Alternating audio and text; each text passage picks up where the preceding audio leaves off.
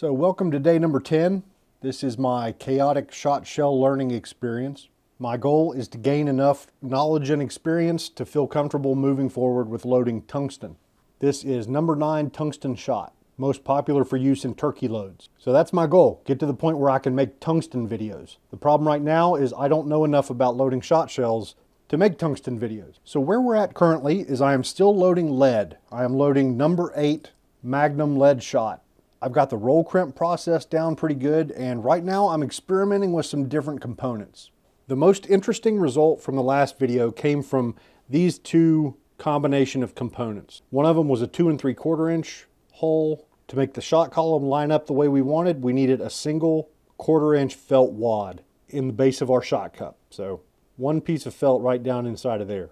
Now a 3-inch hole is a 1/4 inch longer, and these are 1/4 inch felt wads, so for that version we needed 2 of them. The velocity from this combination was significantly higher than this combination. It was 112 feet per second. So at the end of the last video I was trying to guess what might have caused that difference. I've dreamed up a couple more combinations and tests that we can do that might help clarify the situation. Instead of shooting a 1/4 inch of felt, I want to shoot 2 pieces of 1/8 inch cork. So very soft, very compressible. My expectation, which is just a guess, would be that we see just about the same numbers with the cork that we see with the felt, but I want to test it. I also want to try the felt, but instead of using a hole that's been cut down to 2 3/4 inches, I want to go ahead and just use a full length 3-inch hole and roll crimp it farther. Since we're not doing fold crimps, we can make the finished shell any length we want. I've got the tests all lined up back here. I should just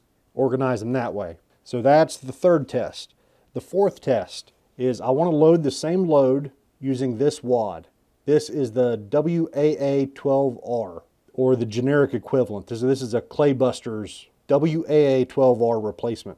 I have no idea what's going to happen with this. I think it should be somewhere in the same ballpark, but it might be higher, might be lower velocity, no clue.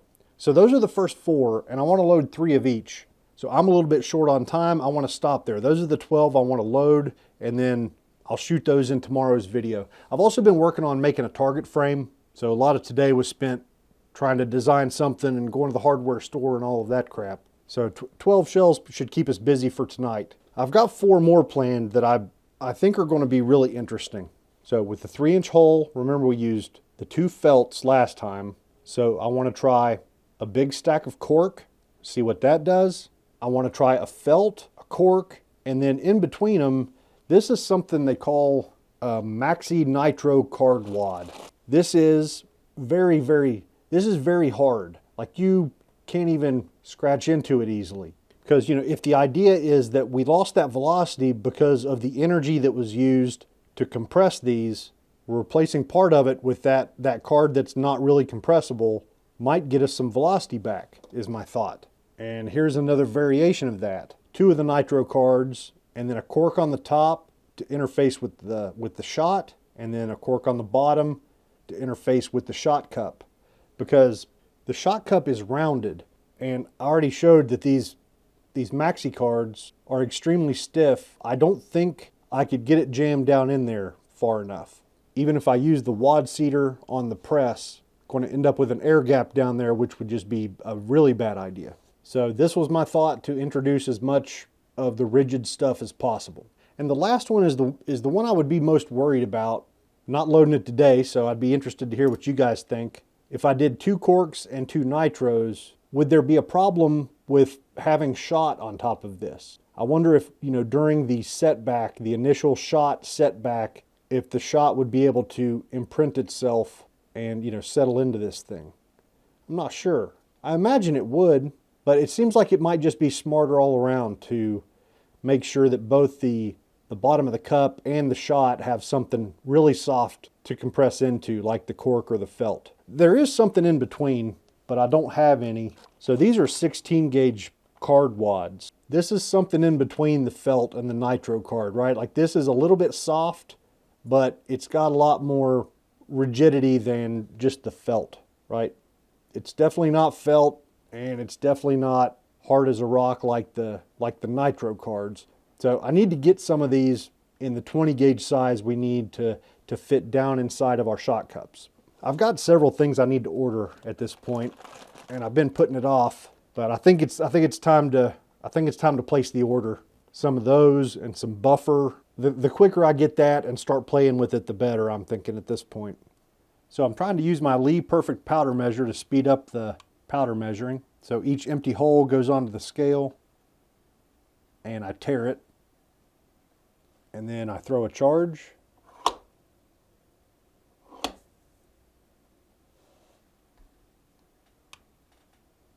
And if it's heavy like this one, I'm just dumping a little bit off. That was a little too much. Whatever, you get the idea. If you screw up, you dump it out and start over. So with the standard wad, I want to use the wad seater thingy on my Lee Lodahl press. And these are 3-inch holes, so I need to move this up. I just loosened it up.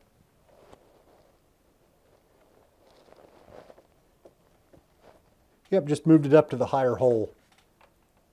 Let's see if they fit. Yep, they fit. And let's lean into this a little bit. Okay. I was trying to see if the crush section collapsed at all. I'm not seeing anything. Now the mech presses actually have a little force gauge. You can tell how much force you're applying on the wad. With the Lee here, I'm just giving it a good squeeze. So I'm trying to get my various wads placed. So I'm going to use my little pokey stick to get these down about where they're supposed to be, but I did find a ratchet. Got a ratchet that goes down in and fits this just about perfectly. So that's going to make the final compression on these a little bit faster than last time. Yeah, particularly these cork wads, the ratchet handle's working a whole lot better and leaving a more even job. So here's the first look at what the shot is going to look like with the WAA 12R wad. Now with TSS, we're never going to be able to do this. All of our shot has to be inside of the wad at all times. But with lead, I guess sometimes it pokes up above there a little bit. So everything has gone together as expected. It's going through and getting the overshot cards ready, because a roll crimp is all we've got left. So this is kind of a challenging situation. When you're placing the overshot card on top of just free floating shot on top here like this, it's wanting to get crooked on me. And each one I'm having to take a minute and make sure and just kind of squeeze it around.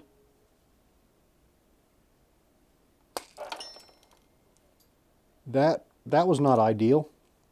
Okay.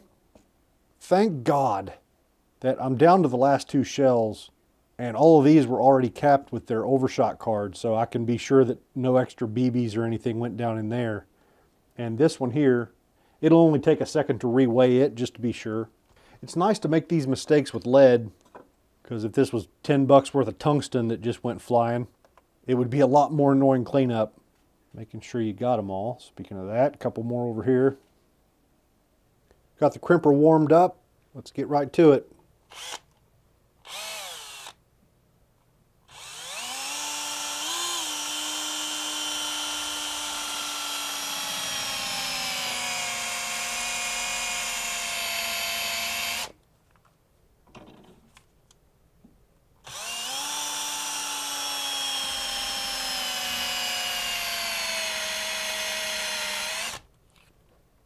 So the ones that started with the long holes, like our standard wad here, man, these are looking a little bit funky. The end of the hole made it down and is pressing against the overshot card, and I can see how it's kind of laying in there, like, and it seems to be okay. I think this is 100% because of the skived holes. A longer unskived hole would have laid over a little bit easier, I think. Here's another one of those that all of them had the same sort of problem. Just part of it didn't want to roll under. And it was the same exact problem with the TPS wad shells that used the 3-inch hole. But the trimmed holes all look great. Really happy with the way these came out. I've been able to get my technique a little bit faster, and I'm really happy with these.